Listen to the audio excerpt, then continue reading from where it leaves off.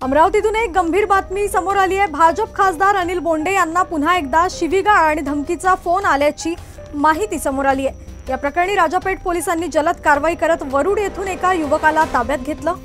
मिळालेल्या माहितीनुसार काम का केले नाही या मुद्द्यावरून संबंधित तरुणाने खासदार बोंडे यांना फोनवरून शिवीगाळ केली आणि धमकी देखील दिली। या घटनेनंतर पोलिसांकडे तात्काळ तक्रार नोंदवली। या प्रकरणातील आरोपी युवकाला अमरावतीच्या राजापेठ पोलिसांनी वरुड परिसरातून ताब्यात घेतलाय। त्याची चौकशी सुरू असून फोन कॉलचा अचूक तपशील, कारण आणि त्यामागची पार्श्वभूमी पोलीस शोध घेत आहेत। विशेष म्हणजे यापूर्वीही खासदार अनिल बोंडे यांना हैदराबादेतून धमकीचा फोन आला होता। त्या प्रकरणाची ही चौकशी अद्याप सुरू आहे आणि आता दुसरा फोन आल्याने सुरक्षा आणि कायद्याच्या अंमलबजावणीबाबत नव्या चर्चांना उधाण आलंय। खासदारांना सतत मिळणाऱ्या धमक्या हा गंभीर विषय असून पोलिसांनी तत्परतेने केलेली कारवाई उल्लेखनीय आहे। या प्रकरणाचा पुढील तपास सुरू असून युवकावर कोणती पावले उचलली जातील हे पाहणं महत्त्वाचं ठरणार आहे। काल सकाळच्या सुमारास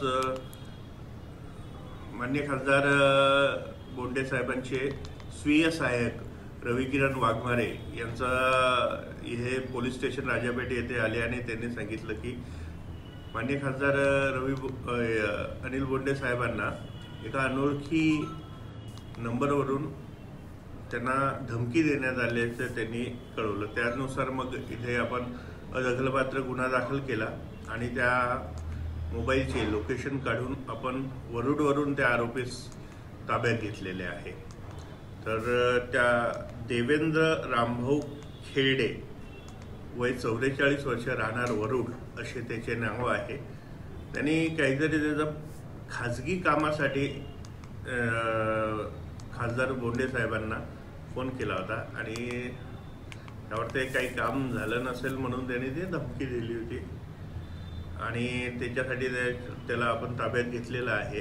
त्याच्यावर योग्य ती कायदेशीर कारवाई करण्यात येईल। यापूर्वी देखील बोंडे साहेबांना हैदराबादवरून फोन आला होता, त्या संदर्भात काही लोकेशन ट्रेस झालं का? ॲक्च्युली तो ईमेल आला होता, तशी त्यांनी त्यांच्या स्वीय सहाय्यकांनी इथे तक्रार दिलेली आहे। त्या ईमेलचे आपण ट्रेस करत आहोत सायबरची मदत घेऊन। त्यामध्ये काम सुरू आहे। लवकरच त्याही गोष्टीवर त्याही आरोपीवर कारवाई करण्यात येईल। काल